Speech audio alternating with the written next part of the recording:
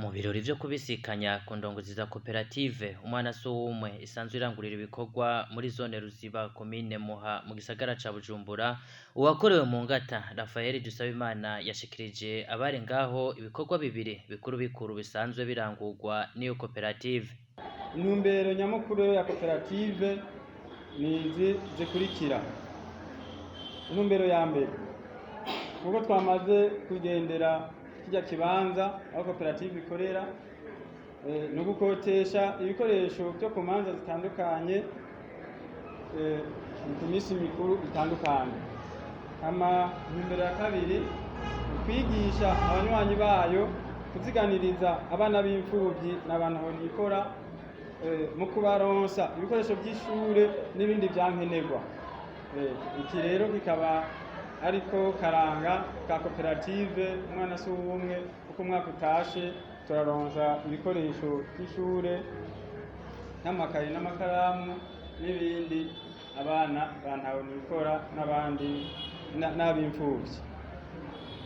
Ca gatatu kituranga muri koperative umwana Suwumwe mu kwigisha no kumenyereza abanywanyi bayo kuziganiriza imigambi y'iterambere tubicishije mu buhinga bwo kuziganya no kuguranana nawe nunze. Muri koperative umwana Suwumwe ukuvuga ko ishiramwe ryose ritegerezwa kuba ibikorwa byaryo riraziganya rikaguranana kandi bakaziganiriza imigambi y'iterambere kugira ngo bashobore kwiteza imbere.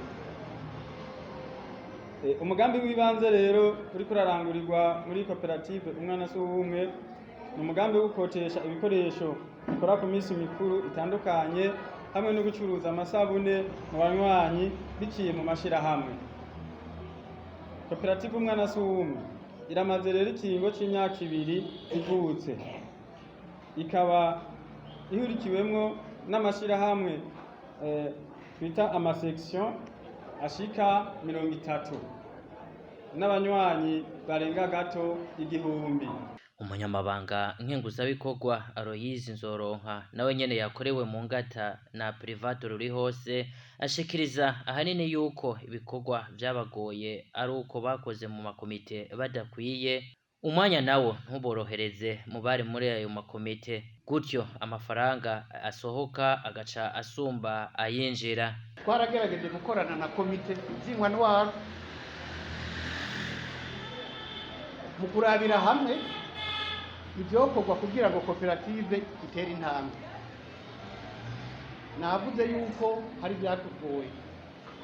Mu byagoranye twamaze kuvuga ko twakoze tudakwiye.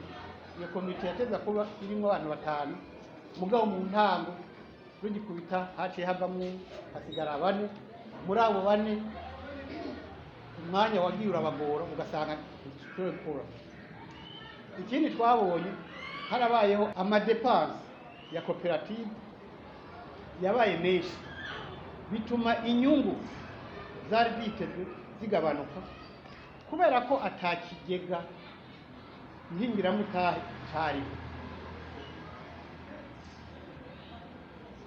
Turavye rero ibyo warongora koperative aheze gushikiriza n'ivyo tushikirize ntitworandira cane kuko havuzwe ibitari bike, ahubwo duhe akaryo n'umwanya kugira ngo izo komite zize ku kivi n'ingoga nyinshi n'umutima w'uko koperative itegereza gutera intambwe iboneka. Nayo Jean Bosco Nkengurutse yatowe ngo arongore iyo koperative amenyesha ko igikorwa nyamukuru bazoherako ko ari ugukarahiriza ubwenge indongozi za koperative, kubahiriza amategeko n'amasezerano ya koperative adasize inyuma umugambi wa farumasi. Reka ngaruke kuri iki kivyo tugiye kwiyemeza muri iyi komite yacu nshasha tugiye kumara ikingo c'imyaka 2 turi imbere yayo. Ibintu tugiye twiyemeje no kuvuga yuko tugiye kubahirizana cyane, tugiye kubahirizana ntaryo amategeko n'amasezerano agenga ibikorwa bya koperative. ko nabonye yuko hariho kudeha amwamwe muri amategeko ukaca usanga ibikorwa ntibiriko bigenda neza. Ikindi naco, imigambi batashoboye gushikako, tutashoboye gushikako na je niyo nari nababwiye, iyo migambi nibaza yuko bizokora ko tuyishika, na cyane cyane twishimikije ubumenyi n'ubuhinga abo muri FVS Amade Burundi baduhaye kugira ngo dushobore kwitunganiriza imigambi bitagoranye, batwerekana kana ntaryo aho dushobora ukunye dushobora kuronka uburyo bitanagoranye. Nivyo rero iyo migambi, numvise umugambi wa farumasi kugira ngo dushobore abari muri mitiwere tuzokira twese bashobore kuronka imiti yo kwivuza, imiti bivurijeko byoroshe. Uwo mugambi uri mu nyandiko. Hanyuma ikindi naco nibaza yuko tutakekeranya kandi tuzogishikako, nukongerereza ubumenyi abanywanyi, abakuru b'amashirahamwe, komite, kugira ngo dushobore gukora ibyo dutahura, ibyo twumva, tubifashijwemo na cyane cyane na FVS, kuko murazi yuko biyemeje kutukarihiriza ubumenyi. Rero icambere nizera ko tuzoherako ni gukarisha ubumenyi bw'indongozi zanyu zizoba ziri imbere yanyu, ivyo bazobidufashamo. Nkaca rero ntumirira abo tugiye gusangira amabanga yo kurongora iyi koperative yacu Umwana Suwumwe, guhagararana ntaryo magabo kugira ngo icyo cyose cyoza gisubiza inyuma koperative,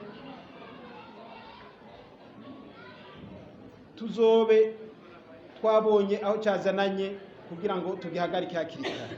Andre Manirakiza we yaje aserukira FVS we abasaba gukomeza ubumwe, akanabibutsa ko FVS izobandanya ibashigikira mu migambi yabo. FVS irategekanya kubandanya ibashigikira kandi biri mu nzira, murabizi mutabideshe. Baciye kuri iki gikorwa musanzwemwo cerekeye inyigisho ziko ziraba kuvyerekeye ingene muzoshigikirwa bya FK. Chone kiyo ibindi nukubandanya babaha inyigisho nkuko Perezida yahora n'umushasha babivuze, inyigisho ntizizodeha, haba nkuko yabivuze Perezida mushasha byerekeye inyigisho za komite shasha. Ico jewe nzosaba abadukurira inyigisho muzi harizo gutuma komite ikorera mu bumwe nigira n'ubushobozi kugira ngo ibikorwa bibandanye neza. Ico nzogikora ndagisabe, hanyuma no kubandanya dufashanya mu kubavugira haba mu by'intwaro canke n'ahandi tubonye yuko hariho igishoboka kubafasha kugira ngo mushobore kwisununura ishirahamwe rizokibandanya. Mumenya kandi ko iyo koperative Umwana Suwumwe isanzwe ifasha abana bantaho nikora n'imfuvyi mu kubaha ibikoresho by'ishuri bitandukanye, amakaye n'amakaramu n'ibindi.